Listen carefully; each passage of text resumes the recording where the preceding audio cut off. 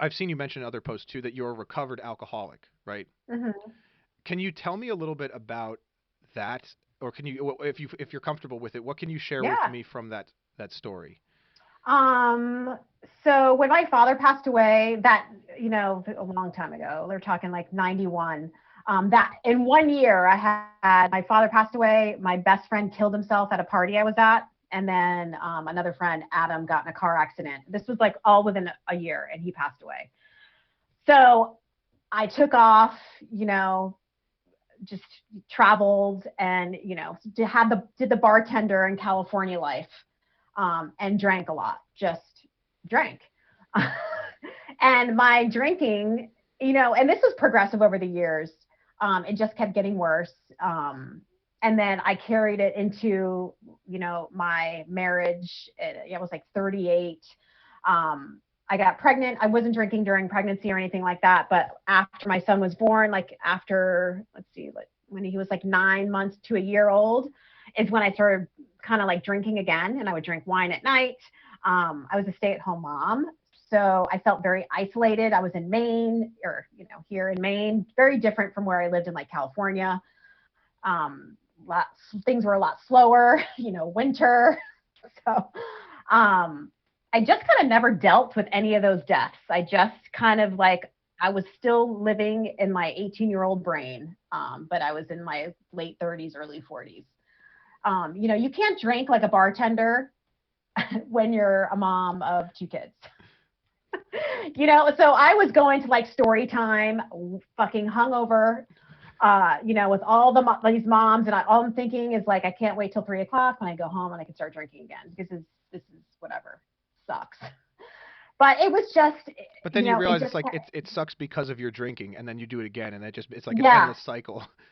yeah, it is. And, I had tons of anxiety, and, alcohol is like pouring gasoline on your anxiety. It made it a lot worse. And I never put two and two together. I'm like, no, this makes me feel better. When in all actuality, it was like making everything a million times worse. So the drawing line for me, or I guess say the rock bottom, they say, was it was my anniversary. It was like August 17th. I guess it would be like 2015. Or no, not 2015. It'd be 2018, 1920. I don't even know. No, it was 6 years ago. So whatever that was, That would be 2000. 2007. No, 6 years ago, would be 2015, like you said. Okay, 2015. Yes. Um, I was at a barbecue about 30 or 40 minutes away from our house. I had like a bottle of wine. I had the two kids with me. They were super little. And I decided to drive home 30 minutes away with the kids in the car. I got home, made it home, thank God, but I don't remember anything. I woke up the next day and I was like, oh my God, I can't do this. Like, I'm going to either kill myself or I'm going to kill the kids, or something bad is going to happen. Like, I can't do this anymore. So there was an AA meeting down the street from my house, and I decided to go there every single day for a year straight. 7 a.m. I would go 5:30. I'd meet my friend to go running, and then from there I'd go to the AA meeting. Wow. Yeah, And and that. from there, you went there for that was like right after that in 2015. How did that make you feel? Starting out. Was it something that you were like, you're like, I'm 100% committed to this from day one? Was there any like hardships? Were there any points where you missed days? Were there any points where you're like, man, I really don't know if this is the way to go? Well, I was always, it was the quitting drinking thing was like in my mind for a while before it happened. I was one of those people that was like, I'm gonna fucking go to AA. Like, I am not ever gonna go to it. I'm not an alcoholic. It's like, AA, what is that? Yeah, the No. people who tell themselves that the most are usually the ones who. Yeah. But I was so miserable. So like in my head, I was just a mess. Um, so I just needed to be with other people that were the same as me. I haven't been into an AA meeting in probably 5 years. It got to the point where it did what it did. I needed it for that time. But then I felt like everyone was still in the same place and no one was evolving. I was growing as a person, but I kept hearing the same fucking stories over and over again. And I was like, you guys, I get that you're, recovering alcoholic, da da da da, but you guys have to like let some of this go, like move. I just feel like it's a great program, but it's very one way.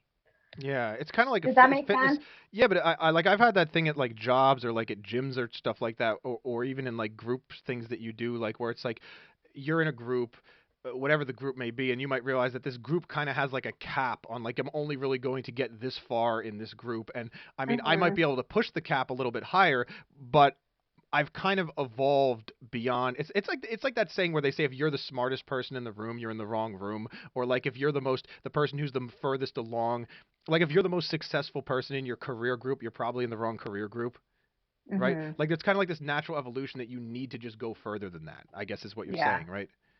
Yeah. I just felt like like everyone was stuck and no one was getting, and these people have been in there for years. We're talking 20 years, some of them. And it's great. Like, I'm glad that it helps them. And it just, for me, I couldn't go in there every day and listen to the same thing over and over again.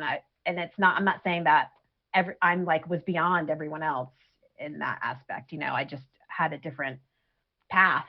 I think recovery doesn't have to be all AA. I think there's all kinds of forms of recovery. So you never had any point between then and now where you've like fallen off or you like you pretty much just been entirely Yeah. dry for 6 years. Yeah. Wow. I when I was done, I was like, I was So it's done. just like flipping a switch. You're like, I'm done. Yeah. Hmm. And I think, some people can have that mentality. A lot of people can't. Yeah. And there has been times where, of course, I'm like, fuck, it'd be nice to have a margarita right now. But then I always think, okay, that will never end up good Hmm. ever.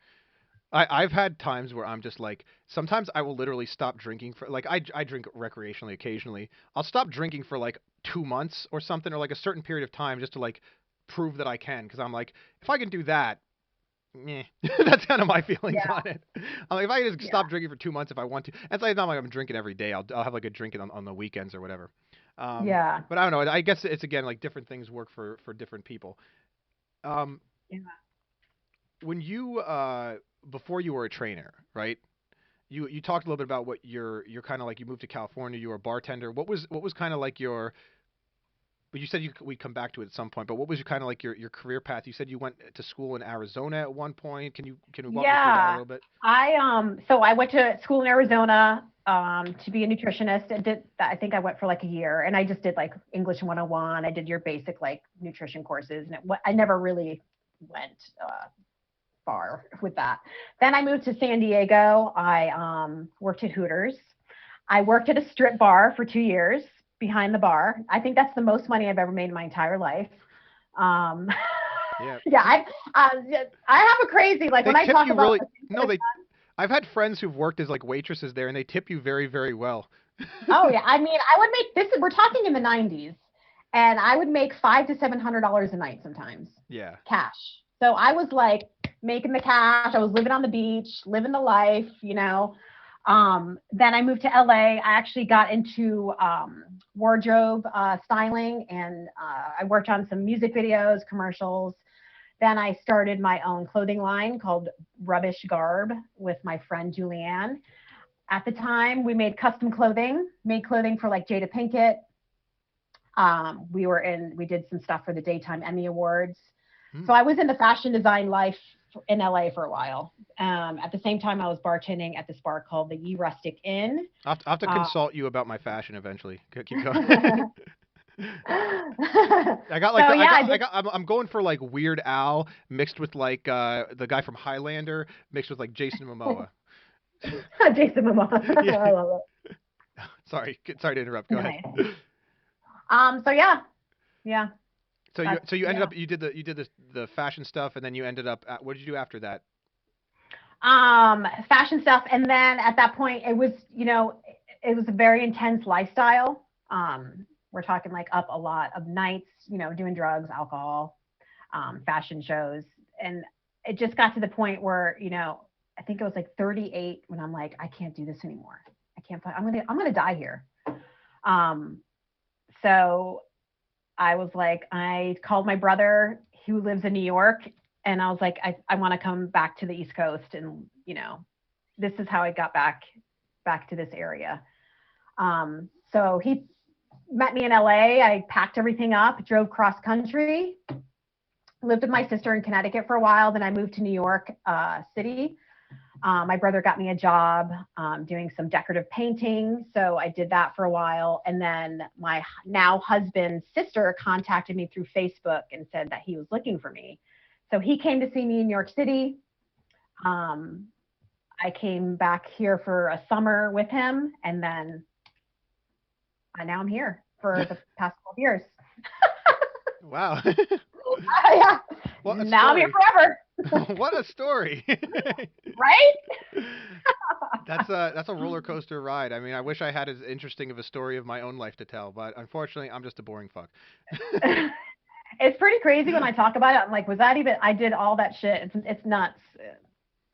So yeah, here I am.